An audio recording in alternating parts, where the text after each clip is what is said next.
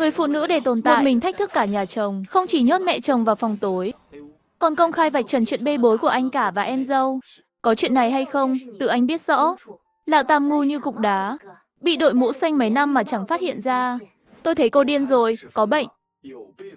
Lão Tam Đạn Châu hoàn toàn không tin, cho rằng Lâm Lai Đệ cố ý nói vậy, làm mất mặt gia đình họ. Lão Tam, trong ngăn tủ quần áo ngắn của cậu có phải thiếu 2 cái không? Nằm ở chỗ anh cả đấy. Biết đâu đang mặc trên người anh ta. Có thật không? Cậu tự đi kiểm tra thì sẽ biết. Lâm Lai Đệ nói rất chi tiết, có đầu có đuôi. Đàn Châu bắt đầu lung lay. Chuyện mất 2 chiếc quần đùi, cậu chưa từng kể với ai. Không được, tôi phải đi xem thử. Lột quần anh cả ra. Thấy tận mắt mới tin, nếu Lâm Lai Đệ nói bậy. Xem tôi đánh chết cô ta thế nào. Đàn Châu hành động nhanh nhẹn, chạy như bay. Đến đội sản xuất tìm anh trai. Kinh ngạc, hoảng loạn, việc xấu bị phơi bày, bị đánh là điều không tránh khỏi. Vì vậy, hắn cũng chạy, định về nhà mẹ đẻ trốn. Triệu Đại Hoa nổi giận.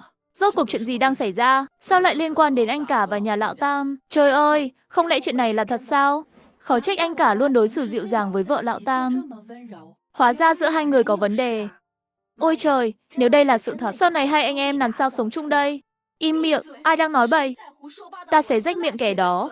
Đều do Lâm Lai Đệ, đồ tiện nhân, bịa đặt. Triệu Đại Hoa tức giận không kìm được. Cuối cùng chỉ có thể trút giận lên con trai. Mày là đồ chết tiệt. Vợ mày hư hỏng như vậy, nhà chúng ta ép tao phải chết sao? Nói xong, bà quỳ ngay trước mặt Đàn Chu Mặc, gõ đầu xuống đất liên tục. Giờ tao sẽ đi chết. Tao quỳ lạy con trai tao. Để tao chết đi. Như vậy mày sẽ tin tao không ném đứa trẻ đáng tiền kia đi chứ, phải không? Đàn Chu Mặc vốn hiếu thảo, làm sao chịu nổi cảnh mẹ già như vậy? Liền vội vàng đỡ Triệu Đại Hoa dậy. Mẹ làm gì vậy? Con tin mẹ rồi. Mẹ mau đứng dậy đi. Ôi con trai của mẹ yêu thương con nhiều như vậy. Hôm nay vợ con cầm dao định giết mẹ. Mẹ thật lòng đã sai rồi. Con có hiểu lòng mẹ không? Đó là con của con. Mẹ sao có thể bỏ nó? Con là gan ruột của mẹ. Đàn Chu Mặc cảm xúc trào dâng nhìn Lâm Lai Đệ cầm dao. 11 giây sau hóa thành cơn giận dữ. Lâm Lai Đệ, cô làm đủ chưa? Cô muốn gì nữa? Cô cút về nhà đi. Đừng ép tao đánh cô. Mẹ tao đã quỳ xuống.